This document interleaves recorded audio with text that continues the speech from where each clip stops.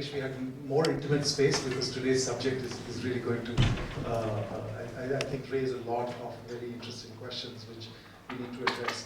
For NIUA, the lecture series has been a wonderful opportunity to bring in ideas and discourses about cities in India. Which today's evening's lecture is especially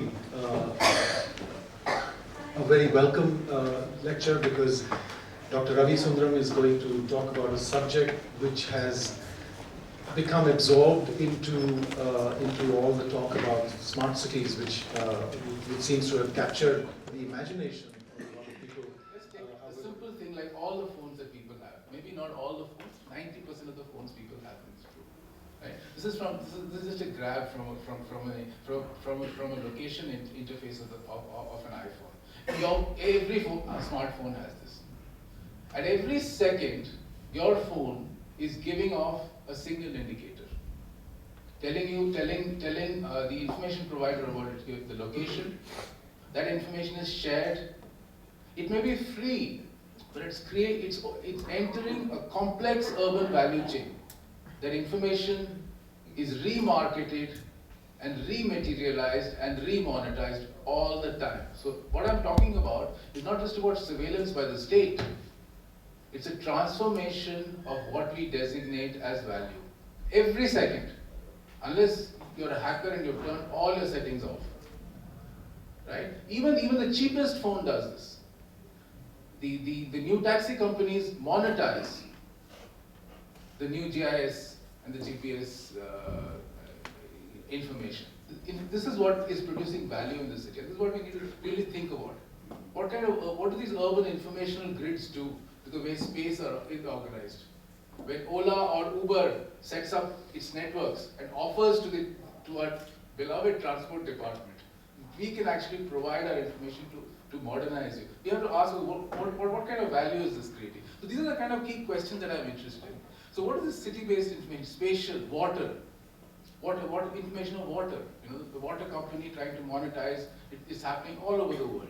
Electricity, right? Creating, mapping, users onto GIS spaces. These are all issues we need to think. All private companies are doing this.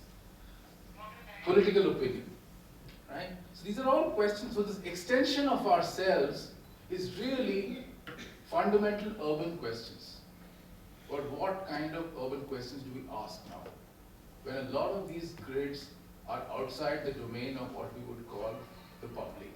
What kind of political and critical questions can we ask? You get a bill. This is what I mean.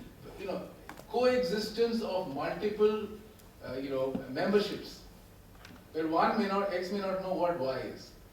I think Aadhaar is hoping there will just be one, where the power of one.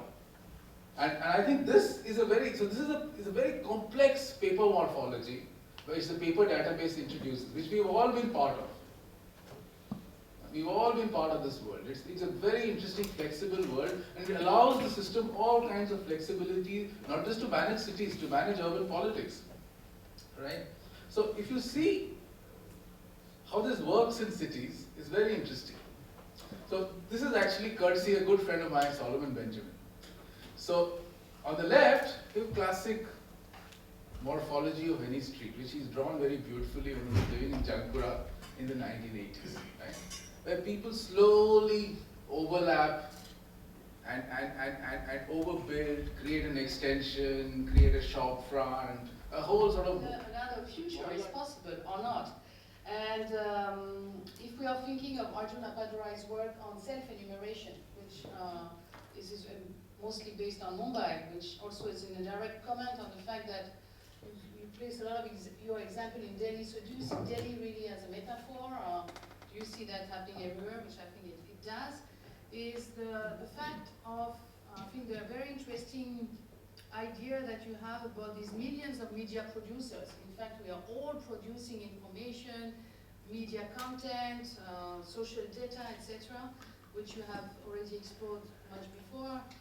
Can these tools also lead to new forms of self-enumeration? What Arjuna Padurai said is that self-enumeration was really a very strong counter-power tool. So how do you see maybe the possibility, I'm just asking a question, of a foundation for a form of technology-based popular or suburban urbanism? Is there any such potential? Is there, what can be the foundation for that? Especially, I think, since access to some of these technologies, of course, they are at different cost. I don't know the cost of an iPhone. I still have a very cheap and not very sophisticated phone, but I guess it means that this technology can be rather widespread. So what does it mean in terms of what could be the foundation of that form of maybe technological suburban urbanism?